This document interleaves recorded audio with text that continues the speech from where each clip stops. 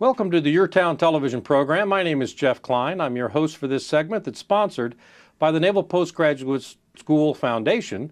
We highlight the different interesting faculty and students on this show and what they're doing both in research and in education in the Monterey area. Today, on this segment, I'd like to welcome Dr. Robert Dell, Professor of Operations Research. Rob, welcome to the show. Thank you, Jeff.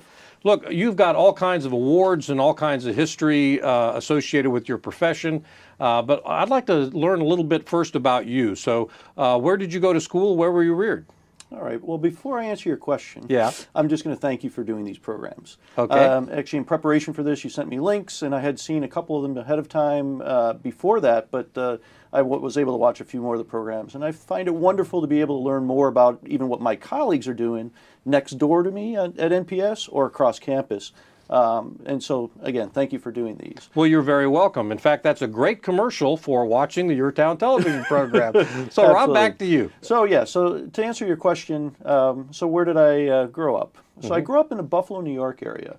And I used to just kind of say the Buffalo, New York area when I came to NPS. But as it turns out, I mean, I can be more specific than that. I grew up in the Buffalo, New York area. I actually grew up in a very small rural town called Barker. Oh. And it's not so small. I actually ended up having, after a few years of being on the faculty at NPS, I actually had a student come through from Barker Central School and happened to be one of my brother's best friends. Is that right? So he's a Navy officer in the Supply Corps, came through as a lieutenant commander, and so now I'll definitely say Barker because you never know. There can be there can be officers from Barker, New York, but it's a small rural town. I went to Barker Central School. So Barker Central School, as the name implies, the same set of buildings that are all connected from kindergarten through 12th grade. Oh, right. Sure. It's not it's not a one-room schoolhouse. I actually had 103 people in my graduating class. Oh, my goodness. But it was all connected. Now, did you go to college in New York as well? I did. At the time, I liked math. I liked science. So I thought engineering would be a good option for me. And coming out of high school, I thought aerospace engineering would be a reasonable option. And turns out I was paying for my own education. And there's a State University of New York at Buffalo that at the time was, I think, top 5 in the country in aerospace engineering, and I was paying for my own education, so a state school was very desirable. Sure. So I went to SUNY Buffalo as an aerospace engineer and found out I didn't really like mechanics. Did well in it, but I didn't like it. So that sounds familiar, by the way, but go ahead. So I said industrial engineering seemed to offer a lot of opportunities. Sure. And so I became an industrial engineer instead of an aerospace engineer my junior year. I mean, much of the same education. You have much the same education as a freshman and sophomore in engineering programs. And so I became an industrial engineer in my junior year and I took my first OR class and said, that's what I want to do. OR meaning operations research. Operations research, right. I took it first class, said that's what I want to do. I talked to some graduate students and they said, you know what, you need to have a master's degree to be an OR analyst. And as luck would have it, at the end of my junior year, the top 2 students in our class were offered a scholarship for graduate school and for the senior year. And again, I was paying for my own education. Right. Wanted to be an OR analyst. I had this opportunity to become a grad student. Hadn't really thought about that ahead of time, although both my grandfathers and my dad had master's degrees, but I wasn't necessarily thinking about a master's degree program. And so I said, fine. And I ended up being able to teach after my first year as a graduate student. I had full course responsibility. Sure, and that helped pay for the other things as well, right? Your graduate program. Found I liked research, found I liked teaching, so a PhD was the next step. Okay, and you got your PhD there as well. I got my PhD there as well. That's correct, which is not necessarily always the best thing to do. You should get maybe a more diverse background. But as luck would have it, I had very good advisors who had placed students in good schools, and I had funding from Federal Express to pursue a dissertation topic. Oh, great. So did your dissertation deal with Federal Express? It did. It dealt in general with a very kind of, dealt with a routing problem that had application in the overnight delivery business. Well, what do you mean by a routing problem? So a routing problem had to do with deciding what routes trucks should follow to deliver packages. And in this particular case, not only did we want to minimize the amount of cost associated with those routes, but we wanted to also put in place some equitable distribution of delivery times so that we treated customers more or less fairly. That was the idea behind the topic. It was much more than it was much more of sort of an exploratory topic. Got my dissertation, Sure, which was got that desirable, done. Right. but never really had, I don't think, any real impact at Federal Express. Well, maybe, but you know, when you talk about Federal Express with the number of delivery trucks and people, that just small incremental changes can have huge effects, can't they? I mean, particularly if you're able to find an optimized routing plan for each delivery truck. Absolutely. Most recently, I mean, if you look at the headlines, you'll see that UPS put a system in place not too many years ago here, where they will recommend routes for all of their trucks, and as different package deliveries and pickups come into play, they will send new routes to their drivers, and their drivers have an opportunity to override those routes, and they'll get back to the drivers with how much extra this is going to cost you in terms of estimated time and or cost associated with that recommended change. And they see huge either cost savings or savings in time of delivery? Absolutely.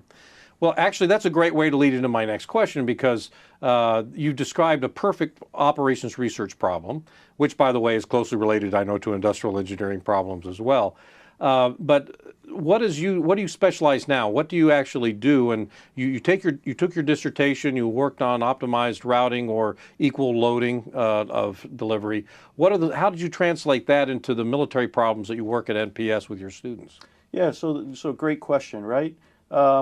So we used to have a colleague, well, unfortunately, Rick Rosenthal, our colleague, passed away some years ago, and Rick used to say it doesn't matter whether you're dealing with bullets or tomato paste, right? I mean, the underlying mathematics can be quite similar in terms of the problems that you're tackling.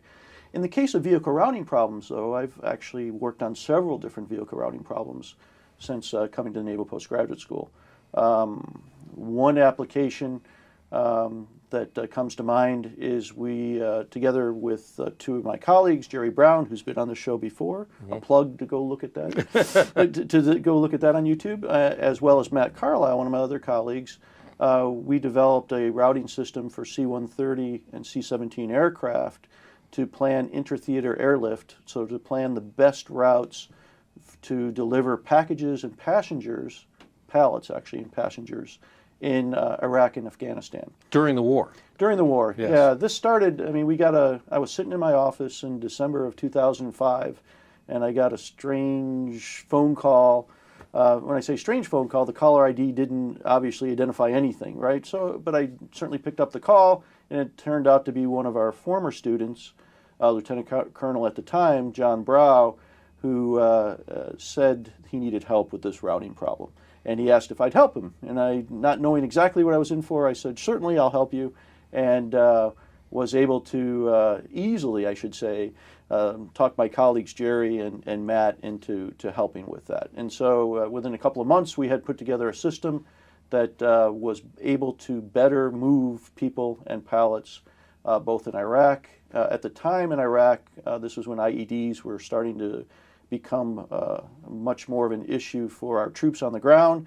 So the idea is if we can move as much as we can in the air, we can avoid having to have convoys on the ground and have the potential to save lives. This actually leads me into more of an observation than a question. And a lot of our local people, as well as Department of the Navy individuals, don't always recognize this, that our faculty are an asset in themselves. Besides just education, the example that you just provided is not uncommon for our faculty at NPS to be called upon in times of conflict, whether that's to research unmanned systems or whether it's to solve air tasking orders or whether it's to solve the routing problem that you talked about before. So as Navy civilians and Department of Defense civilians, in time of crisis, we've been called upon and responded to various issues. One of the ones that I recall that you were involved in as well is the evacuation to Japan or of civilians out of Japan when they were hit with the major storms and radiation threat and routing problems for people itself. So that's a great story. Well, let me shift topics a little bit. So you've been around the field of operations research and applied mathematics for a while. You've given two great examples of what that field is. How have you seen that changed over the years as far as both the technology available or the research or math and what we've done to apply it to different challenging problems? Yeah, absolutely. I mean, in terms of the education side of this, when I first joined the faculty, and I've been on the faculty now 27 years. When I first joined the faculty, you joined it when you were 14 years old. No, That's all right. No. When I first joined, fresh out of my PhD at 26 years old, I joined the faculty, and I was younger than all my students. I still remember one of my first thesis students coming into my office and saying, I realize I'm younger than you. And now all of them are younger than I am. There you go. You're at least in that positive position. Yeah, absolutely. So much has changed in those early days. I mean, the early days of students, I mean, we had students who quite likely had never turned on a computer before. Had never used a computer before. And these days, that would be unthinkable, right? I mean, most of our students have had great experience with computers and come to you with a lot of knowledge, in some cases more knowledge than you have of certain programming languages. Mm-hmm. So technology certainly has changed over the years, and the accessibility of that technology has certainly changed over the years. And in addition to that, there's been great algorithmic advantages as well. So I'll give you a small example there. In the early 90s, I had a thesis student from the Coast Guard, Lieutenant Commander Bob Farmer. So Bob and I ended up working on scheduling Coast Guard district cutters in the 1st District. Mm-hmm. So we were assigning patrol boats to patrol areas over a quarter. And we had models that we formulated, and we were solving them on our 486, 66 megahertz PCs. And some of those models were taking upwards of an hour to solve. The models we were putting together, but we were solving them and we were getting good schedules out. And for a number of years after that, I actually helped the 1st Coast Guard District schedule their cutters, which led into some other research topics that we were able to pursue. So those models were taking upwards of an hour in the 90s. I had reason to bring out those models here a short time ago, and they are solved almost instantaneously. Oh my goodness! And it's not only because of the computer software. It's not only because of the speed of the computers.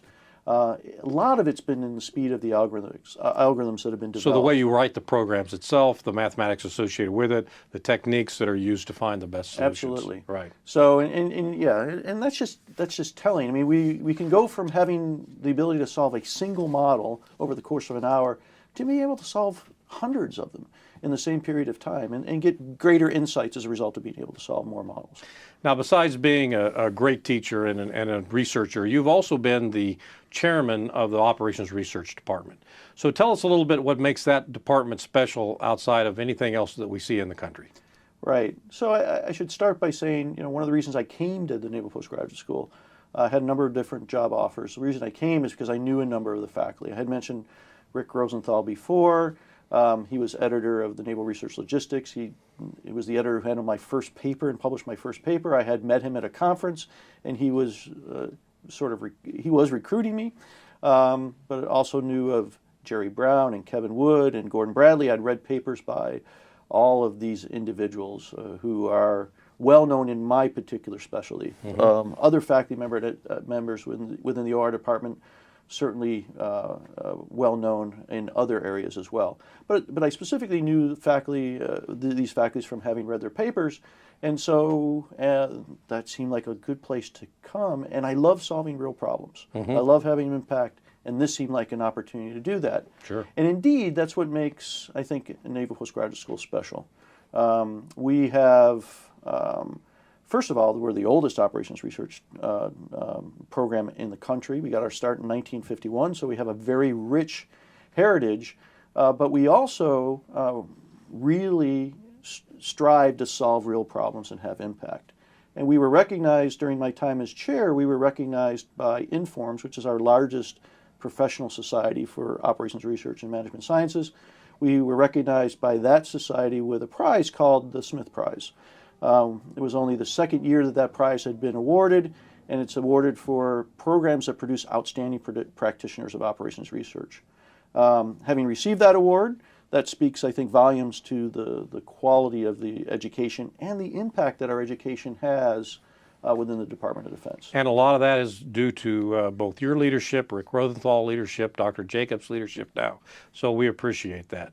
Oh, well, besides the award that the department won, Well, let me stop you there. Yeah. Yeah, because chairs. Yes, I mean we have this honorary title of being able to lead the faculty, but in large part we just have great faculty, and so we're just trying to enable them to do the wonderful things that they can do. Well, the enabling is the key part, and that's part of leadership too, isn't it? Recognizing talent and let it go. Besides the department award that you mentioned, you also have many personal awards, both for teaching and for research and for journal articles. I'm not going to go over them all due to time, but one of the more interesting ones is you received an award from the Brazilian Navy. We only have a couple minutes left, but I want to know how the Brazilian Navy recognized you. Right. So here it's, I would say it's good to have good students. So Vice Admiral Amir Santos was one of my thesis students in the early 90s. He wasn't a vice admiral then. He wasn't a vice admiral then, but he's a vice admiral now. Sure. And so he's a 3-star admiral, and he was instrumental in my receiving that award. Well, what was the award for? I think the award in general is for support of the Brazilian Navy. And I had participated as a plenary speaker in one of their conferences. And over the years, I've certainly had a number of Brazilian students who've been my thesis students. And you supported them along the way, and they probably maintain contact with you. Absolutely. Which brings me to another topic. You've had many students over the years, not over your 25 or 26 years. Do they ever come back? Well, obviously, you gave 2 examples of 2 of them reaching back to you. How frequent is that? It happens. It can happen quite often, right? I mean, and sometimes it's a matter of just, I've got this model and I've got an issue, and can you help me with it quickly? And the answer is always yes, right? And sometimes we can go through it and find the answer in a matter of a few minutes that they may have been struggling with for days, right? Just because of the expertise that myself or some of my colleagues have, we're able to pinpoint an issue very quickly. Other times it's much more of a research effort. The routing example Sure. in that case, right? Can you help us with this? And we know there's some existing models out there, but none of them were being used. There was reasons they weren't being used, so we had to develop our own method of tackling that. Okay, well, in 10 seconds, tell me, what is the best thing you like working in NPS or living in Monterey?